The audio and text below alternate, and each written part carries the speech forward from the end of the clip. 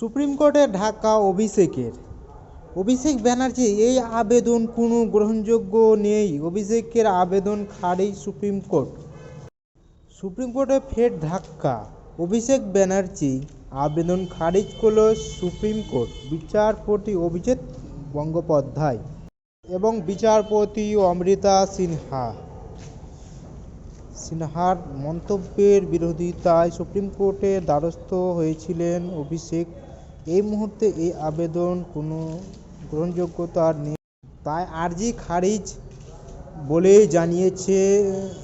জানিয়ে দিল সর্বোচ্চ আদালত। সুপ্রিম কোর্টের কাছে আবেদন অভিষেক বন্দ্যোপাধ্যায় হাইকোর্টের কাছে আবেদন করেছিলেন। অভিষেক বন্দ্যোপাধ্যায় জানিয়েছেন যে আদালত এবং আদালতের বাইরে করা মন্তব্যে তারা ইডি এবং সিবিআই যেন প্রভাবিত না হয় এ মর্মে নির্দেশ দেওয়া হোক।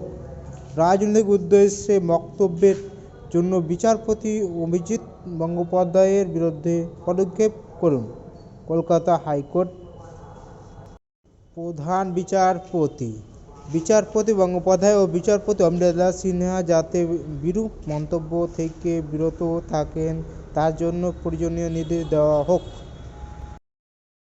শিক্ষাক্ষেত্রে নিয়োগ দুর্নীতি এবং রেশন দুর্নীতি মামলায় গুণান্বিত সাম্প্রতিক অভিষেক বন্দ্যোপাধ্যায় সাম্প্রতিক প্রসঙ্গে সামনে আসে। বিচারপতি অমৃতা সিনহা এজলাসে সেই সংক্রান্ত হলফনামা ও দেওয়া তৃণমূল সর্বভারতীয় সাধারণ সম্পাদক গত 12 ডিসেম্বর সেই সংক্রান্ত মামলা শুনানি। বিচারপতি অমৃতা সিনহার আয়ের উৎস কী তা জানতে চায়